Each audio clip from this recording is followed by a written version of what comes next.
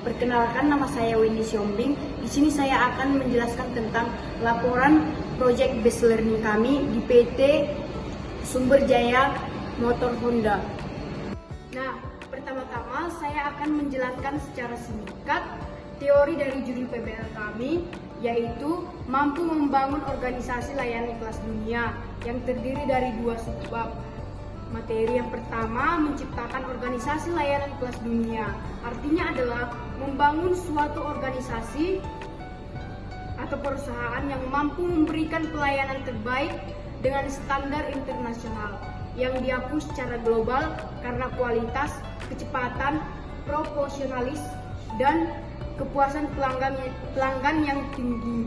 Yang kedua, ada kepuasan pelanggan dan kinerja perusahaan. Artinya, 2 hal yang saling berkaitan dan sangat penting dalam kesuksesan sebuah organisasi atau bisnis.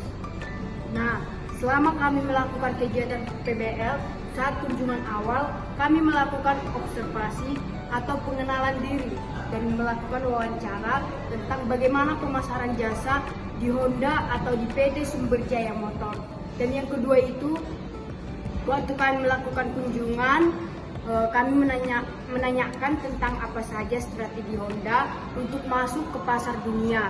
Strateginya itu ada penyesuaian produk dengan kebutuhan lokal, pembangunan pabrik lokal, inovasi dan teknologi ramah lingkungan, dan strategi harga, dan juga ada kolaborasi dan aliansi global. Dan selanjutnya, pada saat pertemuan ketiga, kami melontarkan sebuah pertanyaan, bagaimana strategi dan layanan Honda. Strategi ini yang dapat dibagi menjadi beberapa bagian. Yang pertama, ada bagaimana cara Honda membangun organisasi kelas dunia ini. Ada terbagi 2, yaitu yang pertama itu fokus pada inovasi teknologi. Yang kedua itu ada kualitas produk dan layanan strategi penjualan Honda di Indonesia. Dan juga ini juga ada dibagi beberapa bagian. Yang pertama itu jaringan dealer yang luas. Yang kedua itu ada segmentasi pasar, promosi aktif, kredit, dan juga ada digitalisasi penjualan. Dan pada saat kami melakukan kunjungan keempat, kami membahas tentang layanan kelas dunia Honda, yang dimana ada layanan pengantaran dalam kota atau antar kota dan pengantaran lintas provinsi, dan ada juga layanan servis Honda. Nah, selanjutnya pada kunjungan kelima, kami menanyakan tentang bagaimana strategi Honda memasuki pasar global. Yang pertama itu ada adaptasi produk secara lokal, artinya Honda menyesuaikan produknya dengan kebutuhan selera dan kondisi di tiap negara. Yang kedua itu ada produksi lokal. Honda membangun pabrik di negara-negara tempat mereka menjual produk. Ketiga itu ada aliansi, strategi, dan joint adventure. Honda bekerja sama dengan perusahaan lokal dan internasional untuk memperluas pasar. Dan yang keempat itu ada pendekatan bertahap. Honda tidak langsung masuk besar-besaran ke negara baru, tapi melakukan riset pasar terlebih dahulu dan membangun jaringan. Dan yang kelima itu ada inovasi dan teknologi. Honda terus mengembangkan teknologi baru untuk tetap kompetitif seperti teknologi mesin hemat BBM dan mengutamakan kenyamanan saat berkendara. Nah, setelah kami siap membahas tentang strategi Honda memasuki pasar global, kami juga ada membahas tentang bagaimana strategi Honda di pasar Asia dan di pasar Amerika Utara. Nah, yang pertama di situ ada strategi Honda di pasar Asia. Kita bisa melihat yang pertama itu ada produksi lokal seperti di Indonesia, Thailand, Vietnam, dan negara lain Asia lainnya. Honda mendirikan pabrik dan merakit produk langsung di negara tempat produk tersebut dijual. Misalnya nih di Indonesia, Honda memiliki pabrik besar di Karawang yang memproduksi motor metik bebek untuk diperjualbelikan di pasar Indonesia. khususnya di PT Sumber Jaya Motor. Dan yang kedua itu ada riset konsumen lokal. Artinya Honda melakukan riset pasar dan studi perilaku konsumen untuk memahami daya beli. Tujuannya menyesuaikan produk dengan kebutuhan pasar dan memastikan produk yang diluncurkan tepat sasaran dan laku untuk dipasarkan. Contohnya nih seperti di Indonesia, merek Honda Beat dan Vario mungkin sangat banyak diminati oleh kaum anak muda dan pekerja karena mengutamakan kualitas merek, irit BBM, ringan, dan harganya juga masih terjangkau. Nah, yang ketiga itu ada inovasi model ramah lingkungan. Honda berusaha mengurangi emisi, menghemat energi, dan mendukung gaya hidup hijau. Tujuannya mengurangi emisi karbon dan polusi udara. Contohnya seperti sepeda motor Honda di negara Asia, salah satunya itu di Indonesia.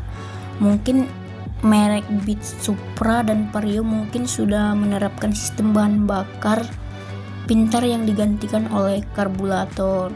Dan yang keempat itu ada ekspansi jaringan dealer. Artinya untuk memperluas jangkauan pemasaran dan penjualan, Honda harus melakukan perluasan jaringan resmi guna untuk meningkatkan penjualan. Misalnya nih seperti dealer resmi Bandung membangun jaringan dengan dealer resmi Medan. Nah, di sini mereka melakukan strategi untuk meningkatkan sebuah penjualan. Dan yang kelima itu ada harga kompetitif dan citra merek kuat. Artinya Honda menetapkan harga yang terjangkau sesuai dengan daya beli masyarakat Indonesia, tetapi tetap mempertahankan kualitas merek. Contohnya nih, Honda Beat itu menjadi salah satu motor paling laris di Indonesia karena harganya yang masih terjangkau, tapi teknologinya itu masih tetap modern. Nah, selanjutnya itu ada bagaimana strategi Honda di Amerika Utara. Yang pertama itu ada produksi lokal kuat. Honda melakukan produksi kendaraan secara lokal di Amerika Utara atau terutama di Amerika Serikat, Kanada, dan Meksiko. Strategi ini dilakukan untuk mengurangi biaya tarif impor, mempercepat waktu distribusi, dan menyesuaikan produk sesuai preferensi pasar lokal. Contohnya nih, seperti kendaraan CB 500X yang diproduksi langsung di negara Amerika Serikat. Dan yang kedua itu ada fokus pada kendaraan ramah lingkungan.